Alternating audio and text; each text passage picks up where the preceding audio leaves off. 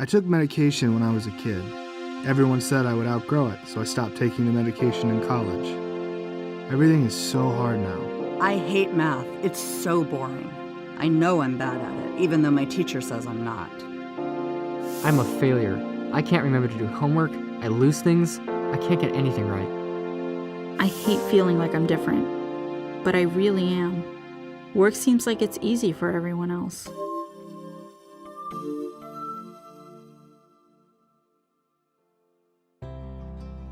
These are the voices of people with attention deficit hyperactivity disorder, or ADHD. Millions of American children, teenagers, and adults experience this disorder, which makes it hard to concentrate, pay attention, organize, and focus. Their lives are complicated because of it. I know. One of these voices is mine. I was diagnosed with ADHD when I was 9. Most kids with ADHD start to struggle with symptoms even earlier than that. I first noticed my symptoms in school when we began doing projects that took planning, and I got frustrated a lot. Later, in middle school, I was on the basketball team, but I was always late to practice. Eventually, my teacher called my parents to talk about my grades, since I understood the material, but didn't turn things in on time. At that point, my parents, my coach, and my teacher all compared how things were going. And that's when my parents took me to see my pediatrician. ADHD can show up in 3 different types: inattentive, hyperactive impulsive, and combined. My symptoms were more of the inattentive type.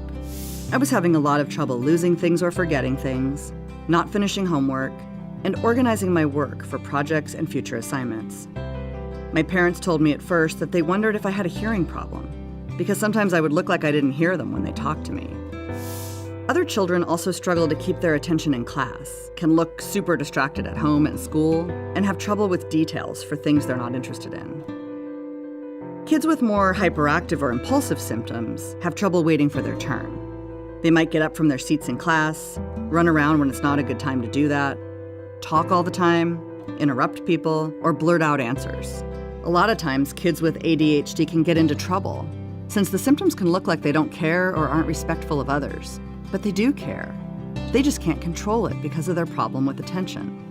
While some people might have inattentive type and others have hyperactive impulsive type ADHD, still others might have symptoms of both, which is called combined type.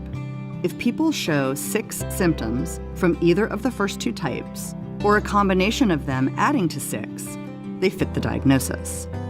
While ADHD is most commonly diagnosed in kids, almost all of them continue to experience it as teenagers, and a majority still have symptoms as adults. Only some people grow out of it. The most important thing to know is that treatment for ADHD works. For little kids, this is behavior therapy that also includes their parents, so the whole family can be part of the solution. For school-aged kids and older, the best choice is medication or a combination of medication and therapy.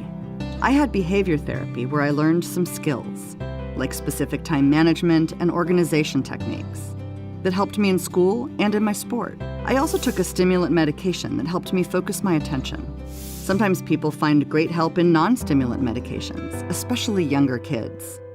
For most people, ADHD medications really help focus and block out distractions.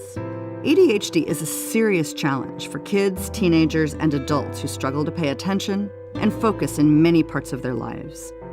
But there is hope. Treatment works.